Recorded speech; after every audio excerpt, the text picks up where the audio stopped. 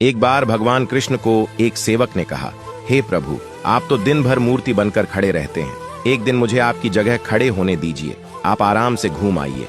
कृष्ण जी मुस्कुराए और बोले, ठीक है, लेकिन एक शर्त है, मंदिर में जो भी आए और जो कुछ भी कहे तुम्हें सिर्फ सुनना है, जवाब नहीं देना है। सेवक ने शर्त मान ली। भगवान कृष्ण ने उसे अपने जैसा मूर्ति का रूप देकर मंदिर में खड़ा कर दिया ताकि वह बिल्कुल भगवान जैसा दिखे। सबसे पहले एक व्यापारी आया, उसने भगवान के सामने माथा टेका और जैसे ही बाहर निकला उसका बटुआ गिर गया।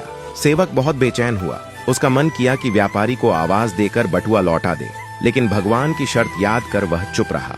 कुछ देर बाद एक गरीब आदमी आया, उसने भगवान से कहा, हे प्रभु, मेरे बच्चे भूखे हैं, मेरी मदद करो। तभी उसकी नजर बटुए पर पड़ी, उसने भगवान को धन्यवाद दिया और बटुआ उठाकर चला गया। फिर एक नाविक आया और बोला, हे भगवान, मैं 15 दिन के समुद्री सफर पर जा रहा हूँ, मेरी रक्षा करना। वह जैसे ही बाहर निकला, पुलिस आई और उसे बटुआ चोरी करने के इल्जाम में पकड़ लिया। यह देखकर सेवक खुद को रोक नहीं पाया और चिल्ला पड़ा, यह गलत है, बटुआ इसने नहीं, उस गरीब ने उठाया था। रात को भगवान कृष्ण लौटे। सेवक ने गर्व से पूरा किस्सा सुनाया, लेकिन भगवान गंभीर हो गए और बोले, तुमने मेरी योजना में दखल दे दिया।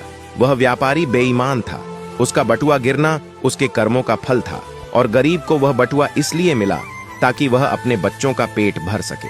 और जहां तक उस नाविक की बात है, उसका जहाज तूफान में डूबने वाला था, पुलिस द्वारा पकड़े जाने से उसकी जान बच जाती, लेकिन तुम्हारे बोलने से अब गरीब जेल चला गया और सब गड़बड़ हो गया।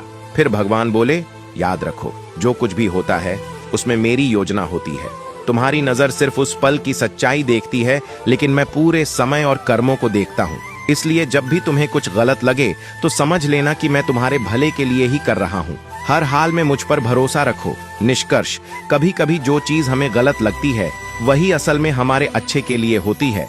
भगवान की योजना हमेशा हमारी सोच से बड़ी और गहरी होती है, इसलिए हर हाल में भगवान पर भरोसा रखना चाहिए, क्योंकि जो भी होता है वह हमारे अच्छे के लिए ही होता है।